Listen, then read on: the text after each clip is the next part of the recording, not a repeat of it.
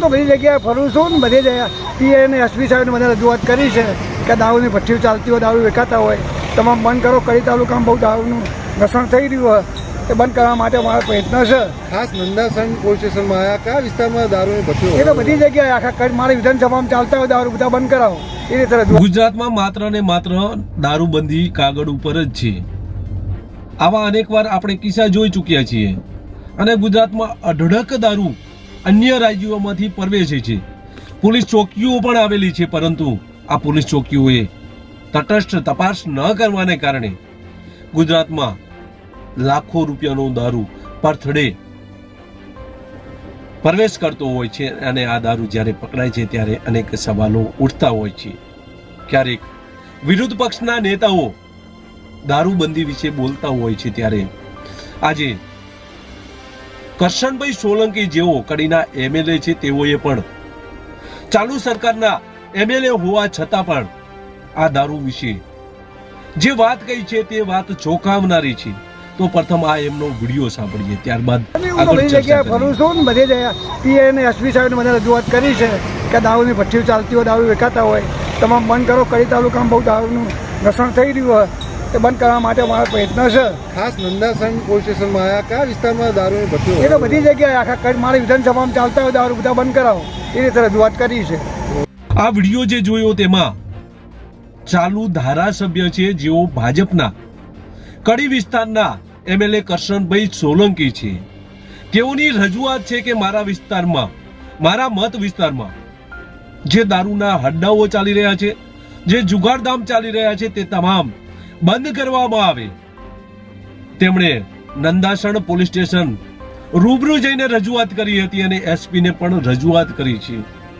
ત્યારે વિરોધ પક્ષના નેતાઓ તો અનેકવાર આ દારૂબંધી વિશે બોલતા હોય છે, પરંતુ જ્યારે સત્તામાં બેઠેલા ધારાસભ્યો પણ આ રીતે જ્યારે રજૂઆત કરવા જવું પડે અને આવી રજૂઆત કરે ત્યારે સવાલો થાય છે કે ગુજરાતમાં માત્ર કાગળ ઉપર જ દારૂબંધી બંધ છે.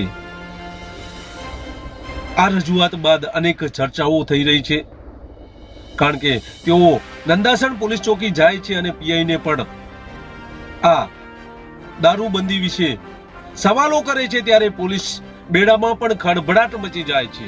કારણ કે આ ચાલુ ધારાસભ્ય છે કરશનભાઈ સોલંકી અને તેમના મત વિસ્તારમાં આજે 2 નંબરના ધંધા ચાલતા હોય તે તમામ ધંધાઓ, જુગાર, દારૂના હડા, ઇંગ્લિશના હડા, તમામ હડાઓ બંધ કરાવે પોલીસ તેવી તેમણે રજૂઆત કરી છે. તેમણે એસપીને પણ રજૂઆત કરી હતી, મુખ્યમંત્રી ને પણ રજૂઆત કરી છે અને જો આ હડ્ડાઓ બંધ નહીં થાય તો રાજ્યપાલને પણ તેઓ રજૂઆત કરશે તેવું તેમણે જણાવ્યું હતું. ત્યારે આ કડીના ધારાસભ્ય જ્યારે આવી રજૂઆત કરતા હોય ત્યારે અનેક સવાલો ઉભા થતા હોય છે.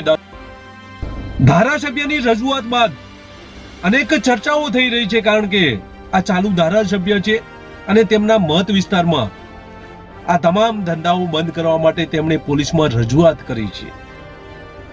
લોકોમાં એવી પણ ચર્ચાઓ થઈ રહી છે કે આ જે ધારાસભ્ય છે તેમના કોઈ મળતિયો માણસ વહીવટદાર હતો અને તેને છૂટો કરવામાં આવ્યો છે અને ફરીથી તેને રાખવા માટે આ કરશનભાઈ સોલંકી પોલીસને આ રીતે રજૂઆત કરી છે તેવા સવાલો છે. તે સવાલો સાચા છે કે ખોટા તે અમને ખબર નથી, પરંતુ આવા પ્રશ્નો ઉભા થયા છે, આવી ચર્ચાઓ છે, આવા સવાલો છે. આ સવાલો વચ્ચે કરશનભાઈ સોલંકીની વાતને પોલીસ ગંભીરતાથી લેશે કે કેમ તે પણ સવાલો છે, કારણ કે સમગ્ર ગુજરાતમાં દારૂબંધી છે પરંતુ માત્ર કાગળ ઉપર છે. તમામ વિસ્તારમાં દારૂના હડ્ડાઓ ચાલે છે. ત્યારે આ કરશનભાઈ સોલંકીની રજૂઆતને ધ્યાને લઈ શું આ દારૂના હડ્ડાઓ બંધ કરાવશે પોલીસ કે પછી